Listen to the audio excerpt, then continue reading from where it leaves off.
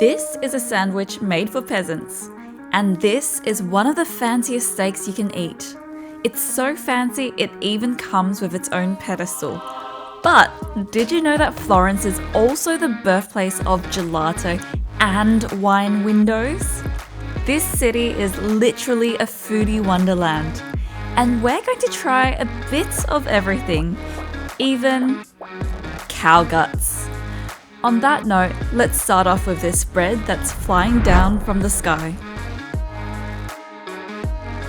Your parents might have told you not to take food from strangers, but here's mine grabbing some food because the word free is involved. But this bread was good. So good that we couldn't stop thinking about it and came back 2 hours later to buy sandwiches here. And how this whole thing works is that you pay at the counter, wait a few minutes, and then the sandwich will be hoisted down to you in the basket. My dad was so excited. He couldn't wait to grab the sandwiches out of the basket. We got the Top Gun, which was basically a prosciutto truffle sandwich, but the prosciutto was so thinly sliced and the truffle cream was light but still rich. Honestly, this was one of the best sandwiches we had in Italy. And this includes some of the most popular places as well, like L'Antica Menagere. Panini Volanti might not have the history of some of the other places in Florence, but it was still our favorite sandwich.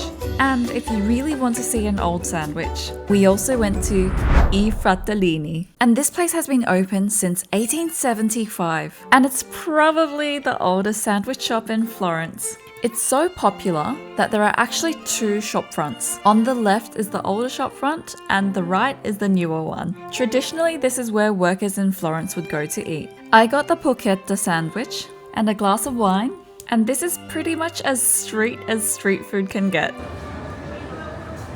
When a sandwich is this simple, it means the produce really has to shine. And I Fratellini did no wrong with this porchetta sandwich. It was the perfect pit stop to fuel up in between shopping.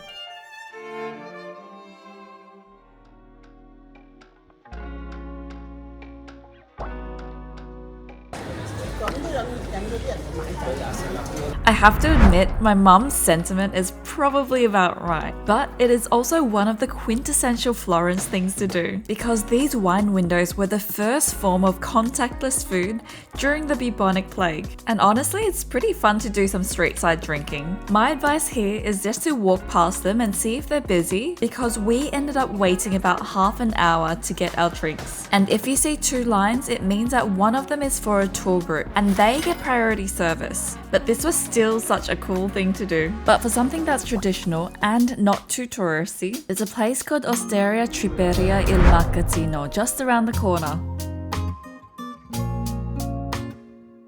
Just in case you haven't realized what we're about to eat, we are going to be having tripe, or more specifically, lampredotto, which is cow guts. But this restaurant doesn't do it the normal way. And they've even made lampredotto sushi before. Unfortunately, it was just the polpette di lampredotto today. And this sort of tasted like an arancini ball with meat inside. And I'm generally not someone who likes intestines, but the meat inside was so juicy and tender. We also got some local cheeses and a spaghetti con bataglia, which helped to balance the flavorful steak. But out of all of the things that we had, the fried steak with anchovy sauce was the best. Like, so good that my parents tried to recreate it at home multiple times.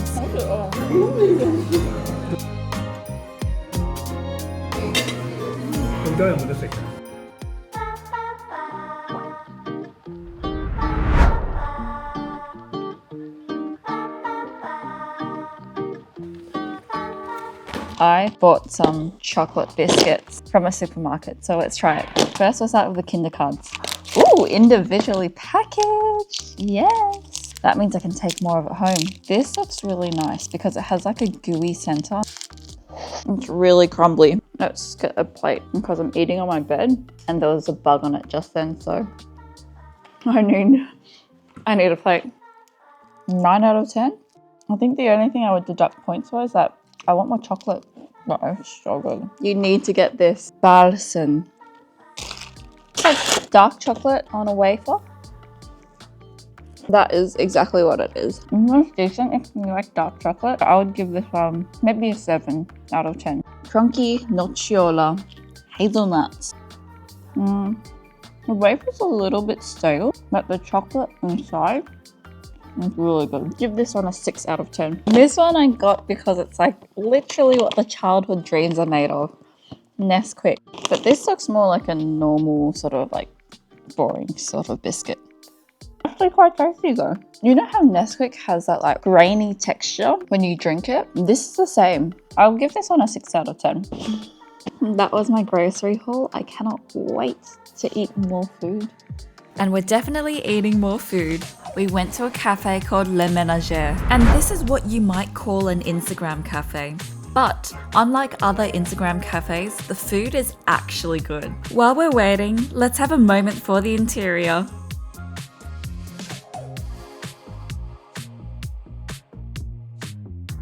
One of the cool things about La Menagere is that it hasn't made up its mind what it wants to be, just like me. And so it's part florist, part homewares store, and also a restaurant as well. The spaghetti alla chitarra had garlic foam on top, which was delicious. The tomatoes in the pasta were really fresh and sweet, but the garlic foam gave it that perfect amount of savory. And this charcoal linguine seemed sort of Asian inspired because it had nori on top. Combined with anchovies, this was such a big umami hit. And the salad was good, but it was more for the fiber hit than anything, especially considering that we were about to have one of the biggest steaks of our lives. But there's always time for gelato, especially in Florence, because this is the birthplace of gelato.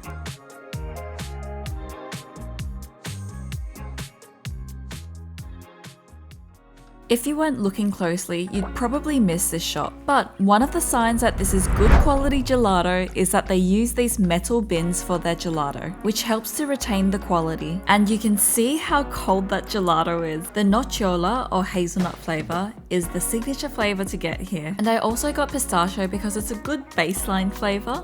But I missed the buontalenti. And just in case you don't know what it is, this is the original flavor from the inventor of gelato. So if anyone has had it, please tell me down in the comments what you thought about it. But I didn't regret getting the nocciola and pistachio. The gelato was creamy without tasting too fatty, and the flavors were sweet, but not too sweet. I half wanted to test out the other flavors, but we were about to have a Florentine steak.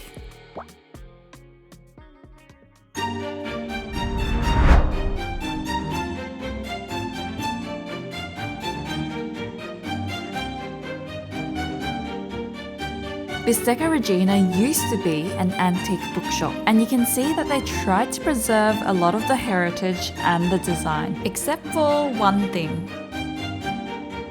And if you notice Batman in the corner, you would be right. The rest of the decor is all business though, and they even include a pamphlet about the history of the restaurant. We only ordered 3 things off the menu, but we definitely knew that we were getting the bistecca, which is apparently an Italian word that comes from the British language for beefsteak. There are a couple of choices though. One which is the cut from the Chianina cow, which is the OG cow that they used to make bistecca from, and one which was the Regina selection, which was an older but more marbled cow. And we decided to do the Regina selection because they recommended doing that medium rare, compared to doing it rare with the Chianina. The lampredotto was so good. It came with 2 extra sauces on top, and again this meat was just so juicy and tender. And if we weren't about to eat a giant steak, I definitely would have ordered more. And the raw veggies were actually so fresh, and honestly I'm a bit confused because I never compliment veggies. And then came the steak.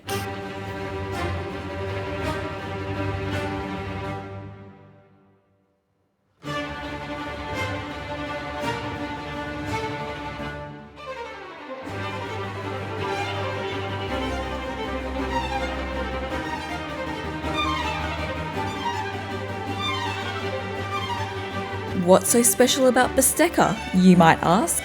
First of all, it's thick. Secondly, it's cooked in a special way where it's charred on the outside and rare on the inside. And the beef is usually such good quality that they don't need to season it very much. And this is really hard to replicate overseas because the cows are bred in Italy. I expected it to be chewy because it was so raw, but the meat was surprisingly soft and so easy to chew. I'll be honest, This wasn't the greatest steak of my life, but this was definitely the best bistecca that I had. And it's like eating a piece of history because this is exactly what the Medici family would give out during festivals. Would I come back for the steak? Maybe. We still had such a great time celebrating my mum's birthday, and this also just showed me that the food is amazing in Florence, whatever budget you have. And speaking of food, which I have for the last 10 minutes, you might like this video. Please drop me a like and subscribe, and comment to let me know what you would like to see next.